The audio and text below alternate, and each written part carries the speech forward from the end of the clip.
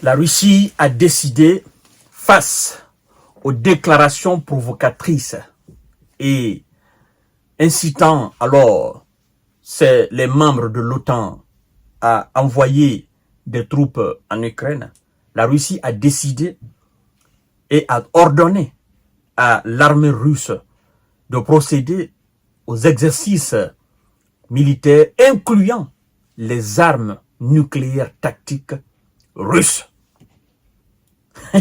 Incluant. Et, mesdames et messieurs, à ce propos, les experts se sont joués à mettre sur la table les types d'armes nucléaires tactiques que possède la Russie et les moyens de lancement de ces armes nucléaires, la portée de ces armes nucléaires, la capacité de ces armes nucléaires, le nombre de têtes. On est allé même chercher l'historique de cette histoire d'armes nucléaires tactiques. C'est ce que nous allons voir dans cette émission, parce que l'heure est grave. Partagez la vidéo dans tous les groupes possibles. Mettez assez de cœur, likez la vidéo, surtout partagez dans tous les groupes possibles. Quels sont les types d'armes nucléaires tactiques dont dispose la Russie, mesdames et messieurs? En réaction aux menaces provocatrices de l'Ouest, l'armée russe annonce la prochaine tenue, n'est-ce pas, d'exercices avec des armes nucléaires tactiques. En attendant, les experts ont fait, n'est-ce pas, quelques recherches sur ces armes nucléaires tactiques. Et installez-vous confortablement, parce que ça risque de ne pas finir tout à l'heure. Installez-vous et partagez la vidéo dans tous les groupes possibles. Mesdames et messieurs, les armes nucléaires tactiques ou armes nucléaires de champ de bataille ont été mises au point par les États-Unis dans les années 50 pour être utilisées contre des troupes ennemies et autres cibles tactiques. A été développé par, nous connaissons l'histoire de Hiroshima et de Nagasaki. Et c'est en ce moment que la Russie est entrée dans la danse. Et vous savez, quand elle décide d'entrer dans une danse, elle gâte le coin. Et c'est ce qu'on est en train d'assister là. Elle a gâté le coin en entrant dans la danse et en fabriquant ses propres armes nucléaires tactiques, mesdames et messieurs.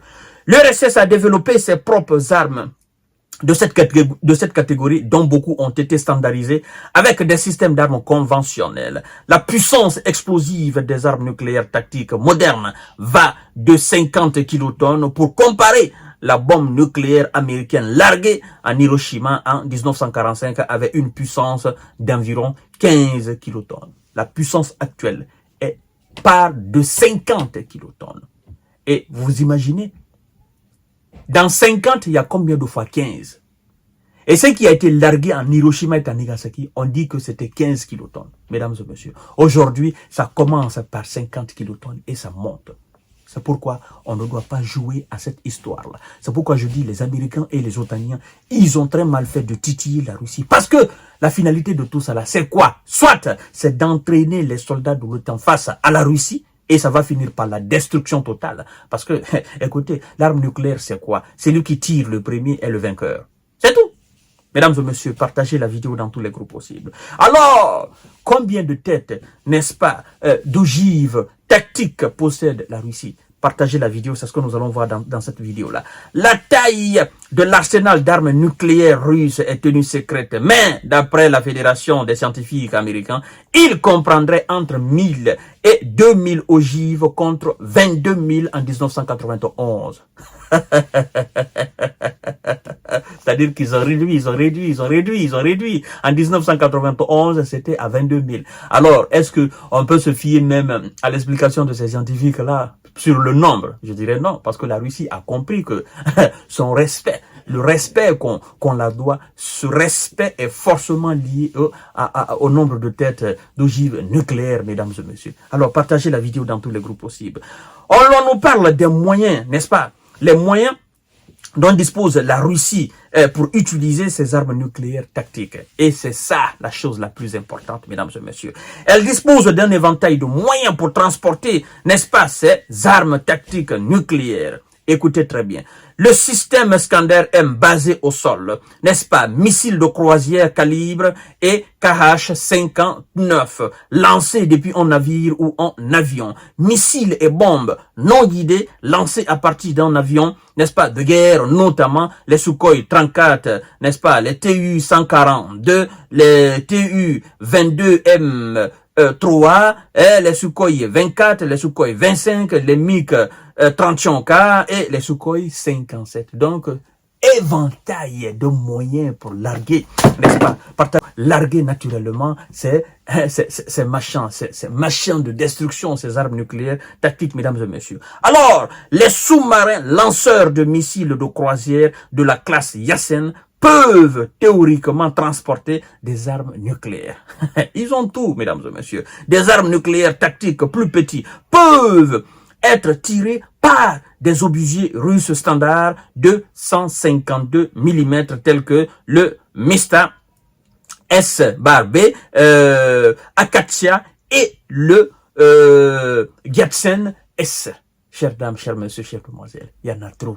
Il y en a trop. Évitons, n'est-ce pas, l'escalade dans cette histoire-là. On nous parle encore des obus d'artillerie nucléaire spéciaux pour le canon automoteur Pion Malka de 200-300 mm et le mortier automoteur Chopin de 240 mm ont été développés par les Russes. Alors, chères dames, chers messieurs, chères demoiselles, ils vont plus loin pour nous parler, n'est-ce pas, de la portée de ces armes nucléaires. Alors là, ça, c'est très, très intéressant. Leur portée.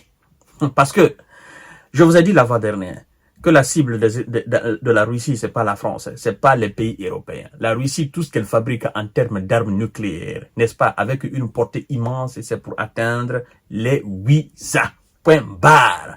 La Russie n'a d'adversaire sur cette terre que les 8A potentiellement en termes d'armes nucléaires. Les autres qui s'agitent autour des 8A savent de toutes les façons que, en cas d'affrontement, naturellement, eux seront derrière les 8A pour faire face à la Russie. Ils savent de toutes les façons qu'ils n'ont pas les moyens pour faire face à la Russie. N'est-ce pas, mesdames et messieurs? Compte tenu de la compétitivité, n'est-ce pas, de la comptabilité du moins avec de nombreuses munitions et plateformes de lancement conventionnelles, les armes nucléaires tactiques russes peuvent théoriquement frapper des cibles situées à une distance allant de quelques kilomètres à plus de 8500 kilomètres. De quelques kilomètres à plus de 8500 kilomètres. C'est pourquoi Vladimir Poutine aime dire souvent que, ben écoutez, nous avons des armes qui peuvent frapper n'importe où, n'importe qui sur cette planète Terre. Ah oui, nous avons des trucs qui peuvent faire le tour de la Terre. Et c'est ça la terreur au fait. Et je crois que c'est ce qui retient beaucoup les États-Unis. Fleuron de l'arsenal tactique russe, mesdames et messieurs. Partagez la vidéo dans tous les groupes possibles. L'armement nucléaire tactique russe comprend un élément unique de 53 T6. N'est-ce pas, un missile antibalistique de conception soviétique et utilisé par le système A. 135 qui protège Moscou. Alors, ça c'est autre chose. D'accord? Cette arme, elle est unique. Ce qui protège Moscou là, ça c'est unique. Il n'y a pas son deux dans l'armée russe, encore moins dans l'armée américaine. Ça a été conçu spécifiquement pour protéger Moscou. Équipé d'une ogive nucléaire de 10 kilotonnes, le 53T6 est censé intercepter et détruire complètement des missiles stratégiques approchant à une vitesse allant jusqu'à Mach 17 et à une distance pouvant atteindre 100 km, mesdames et messieurs. Les missiles intercepteurs avec des armes nucléaires tactiques peuvent également équiper les systèmes de défense aérien S-30 et S-300 et S-400. Chères dames, ils ont toutes les palettes d'armes nucléaires. Ils ont tout. Les Russes, là, ils ont tout. C'est pourquoi, quand je vois souvent des gens dire, mais pourquoi l'Ukraine? Pourquoi la Russie ne finit pas? Je dis, non, vous aussi, vous allez trop loin. On ne peut, c'est pas comme ça on utilise les armes nucléaires contre les gens. Non, l'arme nucléaire, c'est pourquoi on dit l'arme de la dernière heure. C'est pas que vous possédez, oh non, il y a un petit problème, vous allez prendre. Non. C'est pourquoi on vous parle d'armes conventionnelles. en termes de conflit, en termes de guerre. Ces armes conventionnelles sont utilisées dans les conflits pareils là. Maintenant, si les États-Unis venaient à surpasser leurs limites et à essayer des armes nucléaires sur le terrain, alors là, on entre dans une autre dimension. C'est pourquoi je dis, en cas de confrontation entre les USA et leurs alliés et la Russie, mais naturellement, ce ne sera pas maintenant dans le cadre des armes conventionnelles. Ça sera autre chose, plus lourde que ces armes conventionnelles. Chères dames, chers messieurs, chères demoiselles, il risque d'escalade.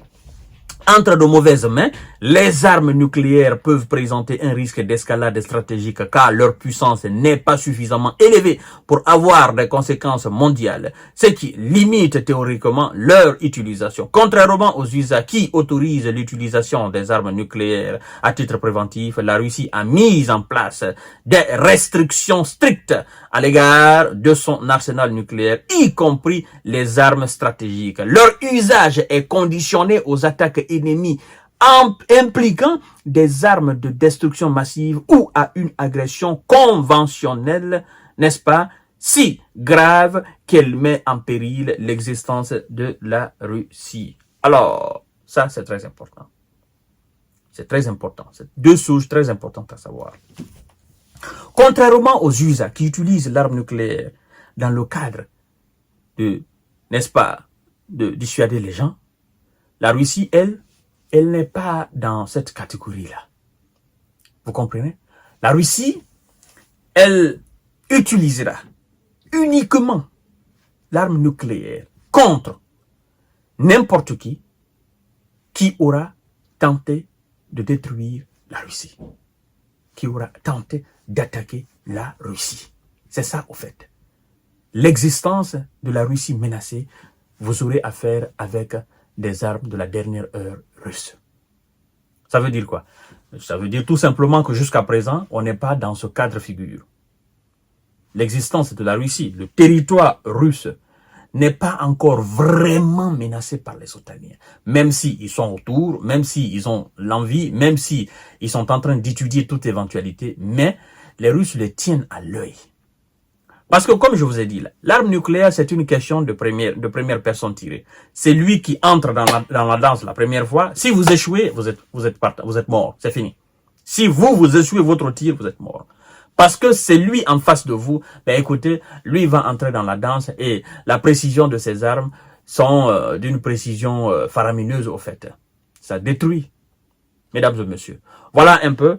Et cet exercice militaire, ça sera dans les jours à venir. Et les armes qui sont incluses, n'est-ce pas, qui sont incluses dans cet exercice, ce sont des armes nucléaires tactiques russes. Là, on vient de décortiquer.